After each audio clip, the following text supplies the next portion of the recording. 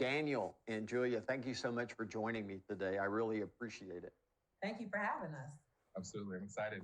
So, just to real quickly, Julia, start with you. Tell us just a little about yourself, if you would. Sure. My name is Julie Lashay Israel.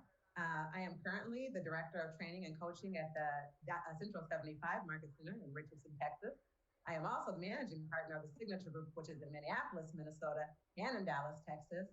And I've been with KW for 16 years now in a number of different capacities, and I'm just happy to be here. Daniel. I'm Daniel Dixon, owner and CEO of the Dixon Group out here in Denver, Colorado. Been with KW for about 7 years now and run a mega agent team out here in Denver. And I'm just curious for your businesses, just out of curiosity. So, Julia, how did you do last year? Our team did 32 million in Minneapolis, about 112 closed units, and just expanded into the Dallas metro about a month ago. With our plans are to do that excellent. Yeah, congratulations. And Daniel, how about you? Thank you. We had an awesome year. Last year, we did 322 units for 118 million in sales volume. Wow. So it was a crazy year, but a very successful year for our group. Yeah, congratulations. That's awesome. This is a topic that is very near and dear to me personally, but I'd just like to jump right into and Julie, I'm going to let you start, and tell us why this topic matters to you. Well, for a long time, I've been a fair housing instructor. I write and teach a number of diversity curriculum. And when you started the Social Equity Task Force, I was happy and eager to jump on for a number of reasons. The first reason is that social equity and diversity have been something that I've been doing in my career for the last 20 years in a number of capacities. I was the president of NARAP, which is the oldest Black trade association in the Twin Cities area. I chair the diversity committee for the Minnesota Association of Realtors now. And I've always been involved in that way. So when you offered the opportunity to do something major for Keller Williams, in Keller Williams, that of course was right up my alley. And more importantly, I guess I had also heard that a number of agents were not feeling like Keller Williams was necessarily all inclusive, which was, I took to heart because I've been here for 16 years. Yeah. And so I've had a very positive experience with Keller Williams. I have had the opportunity to do almost anything that I've desired to do within this organization. And to learn that that's not everyone's experience, right, was definitely a personal issue to me, because I would love for everyone to have the same experience that I've been able to have. Yeah, I love that. I'm with you 100%. Daniel, how about you? Well, the Social Equity Task Force was something that was really near and dear to my heart. I've been a licensed agent for about 7 years, and as I've been growing this business, I've recognized that there's not a lot of people that look like me. And there's not a lot of people that are doing real estate at a really high level that are different. And so when I had the opportunity after the whole George Floyd situation and talking with you and talking with our regional director, it was something that I wanted to take a lead in and I wanted to take a stand for and really help try to build the youth, build our communities through real estate. So Daniel, so what's the problem? Why are we here? No, I'm serious. I mean, what's the problem? What's the That's a loaded question. There's a lot of problems in this industry. I think from this dates back so long ago. So with the Social Equity Task Force, my subcommittee is around wealth building. And when you look at predatory lending practices and you look at redlining and some of these other things that happened decades ago, that has limited our ability to create wealth within our communities and within our culture. And so I think it starts there. Unfortunately, there's a lot of prejudice and racism in the world that we live in, and it's so littered in every phase of what we do. It could be just dealing with clients. It could be with getting into your first house. It could be within your market centers. I mean, it's a loaded question because there's a lot of problems that we have, not just in the real estate industry, but in as our country and as a nation as a whole. when I listen to you talk, my mind goes to we have a fundamental issue, and that is it's called racism and discriminatory practice. That's what I believe. And I think that what compounds that problem is that the majority, and I could be wrong, but it seems to me the majority of people are not racist, but they're not active anti-racist.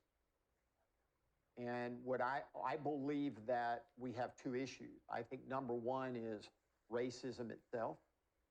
And then I think number two, and I think this could even be bigger than number one, and that is for those men and women that are not racist, that they understand that there is a vast difference between being not racist and actively being anti-racist. Julia, can you jump in on that and tell me if you agree or disagree, or what your perspective on what I said is? Yeah, well, as Daniel was saying, there's a number of issues in real estate. Most people in the United States build their wealth through real estate. And when you look at the historical practices that have caused the inability to do that, we end up on a very unequal playing field. And sometimes people will say, well, you guys are talking about something that happened 50 years ago, not realizing, no, we're not. I'm talking about the appraisal that happened yesterday. I'm talking about the issue my clients ran into last week.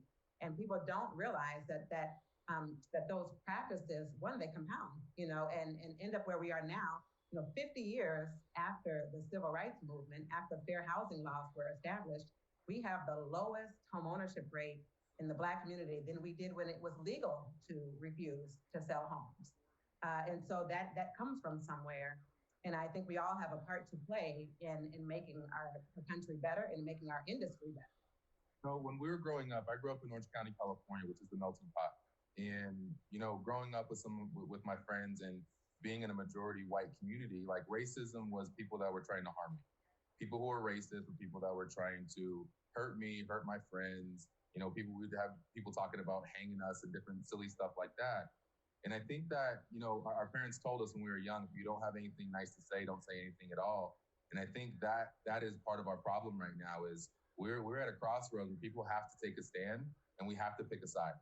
And your silence is louder than ever. Just not saying anything and thinking that you are not racist because you don't say anything does not mean that you support the Black community and you support equality amongst everybody across the board. And I think that's the biggest challenge we have as I've, talked to team leaders and OPs across the country is no one thinks they're racist, right? They're not trying to hurt Black people. They're not trying to harm anybody or do harm to people. But your silence is even more harmful, to your point, Gary, than actively being racist. Let's divide this conversation into two parts then. Let's talk about racism first. Could racism simply be the belief that you and I are not equal? Racism is definitely the belief that you and I are not equal, and that comes from long histories, things that people don't even realize, unconscious biases that people have or were taught over generations, where people just presume that they are superior, because of one reason or another, because of a race, a religion, or anything like that. But that is exactly what racism is. Yeah, it believes that one race is superior to the other.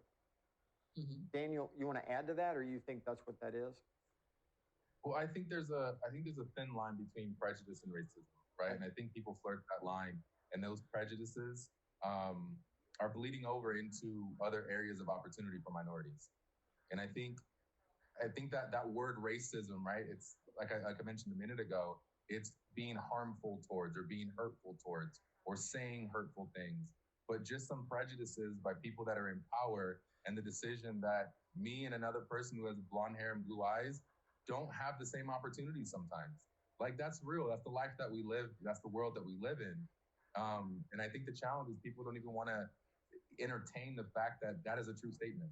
The danger here is to clutter this conversation up with lots of other feelings and thoughts, instead of just stripping it down to the bare essence of it, and that is, whether you believe it or not, don't be a racist. Don't act like a racist. And number two, be open without anger. If someone tells you that what you've just done or said can be interpreted as racist. Yeah, and what I hear you both saying is really about communication and having the skills to have those effective conversations where you are relaying that information in a way that people are willing to receive it. Because there's a two-way street. People receive information in a certain way depending on how it's delivered. That's right. And there's That's right. There's a lot of skill involved in that. We teach, we do scripts, we teach scripting, we practice that. Some of these conversations should be practiced and said out loud several times because people are uncomfortable having them and take offense to something that maybe isn't even necessarily intended to be offensive. It's just a conversation, and as Daniel's saying, being open to listen, and again, delivering the information in a way that people are going to be receptive to receive it is half the battle of communicating and actually having these conversations that are, the intention is to change minds and to change hearts. If you're not experiencing it every day and it doesn't affect your daily life, it's very difficult to be empathetic and understand what's happening. That's right. And I feel like we need sensitivity training as people in the United States to understand and really be empathetic to the misfortunes and the injustices that happen to people of color. And as soon as we can start there, then maybe we can start working on some empathy.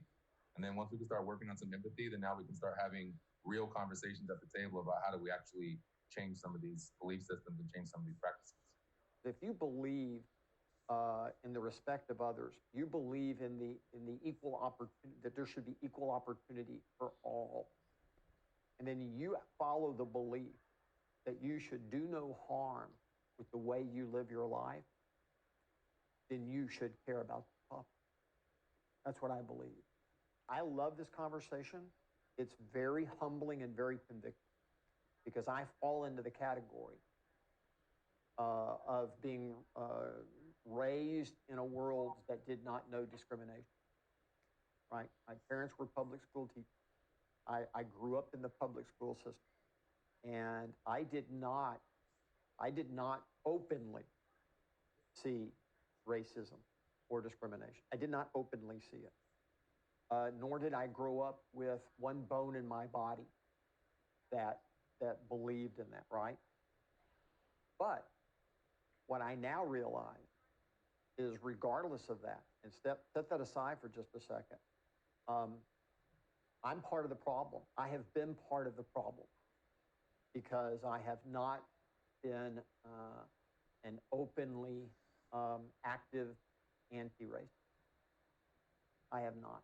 But when you think about how this is ingrained, when we first went on this journey of social equity, Gary, one of the first things that we jumped into is the marketing and looking at the marketing and postcards and our vendors that we use. And a lot of the postcards that we send out from other vendors have all white families on it. And so that's how ingrained this is into our business and into our culture, that we don't even realize that we don't have equal opportunity in marketing to see that, Black is great. We've got to get granular. We got to look at in every corner. We got to look at all the shadows and evaluate everything with an unbiased eye and say, is this equal? Diversity is good for business. It's great to have the best way to reach a diverse audience is to have a diverse team, like you're saying, Daniel. And reaching a broader audience is good for everyone's business. So it's good to see that companies are embracing that and embracing the fact that it's better to reach a broader audience and be inclusive because they're going to reach more people. And we should be doing the same thing in our real estate businesses. If I'm sitting here listening to us talk today, what is it you want me to take away from this conversation? What I'm hoping everybody does is just talk to somebody of color and talk about some of the things that they've been through. Educate yourself. Understand what's happening in the world, and then have an opinion on whether or not you think racism is a real thing. Julia, My vision is that everyone feels like I feel about Keller Williams. Everyone feels like this is the best company to work for. And how do we do that? It does start at the top. And so we do need the buy-in of the regional directors and the OPs and the team leaders to understand that diversity is a good thing. It is a great thing, not just for the people, but also for your business model, also for your structure. So what I would hope that they would go away with today is thinking, what can I do in a leadership role to make sure my office is inclusive, to make sure that everyone in my office feels welcome, and that we're intentional about being inclusive and intentional about making sure that these opportunities are available to everyone. Yeah, I love that. Daniel, what can you add to that? I think it's really simple. I say it often inside of my organization with my leaders. And at the end of the day, leaders lead. And you don't pick your spots to lead, leaders lead. Lead from the top. If you don't know, ask questions. If you have questions, call me. I can help. You know what I'm saying? Like, be open and be willing, listen. What would you say the goal of the Diversity Equity Task Force is? I think the goal of the Social Equity Task Force is inclusion, right? It's supporting the people who are trying to make change. Everybody on the task force, not everybody, but most of the people on the task force, they know absolutely what we've been through. The challenge we have is getting what we've been through out to everyone else, for everyone else to understand. So then we can make some of that change. So I think having our OPs, having our team leaders have an inclusive mindset, understand it's not about labeling you a racist or having you leave your office thinking, oh wow, maybe I am racist. It's about being inclusive and not being divisive. It's about being open. It's about having an open heart and about loving others. And I think if we can continue, it's a tough battle, and we're fighting a very strong uphill battle, right? But I think if we can continue to stay after it, and continue to have people buy into what we're doing and how we're trying to create this change, and just lend an open ear, have an open heart, and hear what's going on and help us create that change. I would hope that this session would just bring some awareness to what is happening in the country, and people would embrace diversity, maybe do some self-reflection to identify, am I doing things that maybe might be racist, or maybe we don't go as far as to say they're racist, but maybe I've been doing some things that aren't necessarily inclusive. And what could I, as an individual, do differently to, one, recognize that maybe everybody doesn't have the same opportunities that I have. Maybe there is a difference out there between people based on their color, their religion, their race, their gender, their sexual orientation, and do something personally within yourself to figure out what you can do better as a person, as a business owner, and again, particularly as a real estate professional, because we are directly tied to the wealth of this country. Yeah. I'm truly, in my heart, Gary, I'm very hopeful and I'm very optimistic that we are at the bottom, and that we can start building from here. We're having somebody like you that's facilitating a conversation like this. The leader of our company is leading, and I'm hoping that others continue to follow and educate themselves, dive in, and I think we're all gonna turn out better on the other side. Yeah, I think we are at the bottom, and I think we're at the bottom because we've decided we're at the bottom. And the second you make that decision and you begin to do whatever you need to do or feel compelled to do, you contribute to getting off of that bottom. All right, guys, thank you so much. I really appreciate you. Very inspiring listening to you talk. Thank you, for being one of those leaders that's willing to have the tough conversations. Well, I'm very hopeful as well.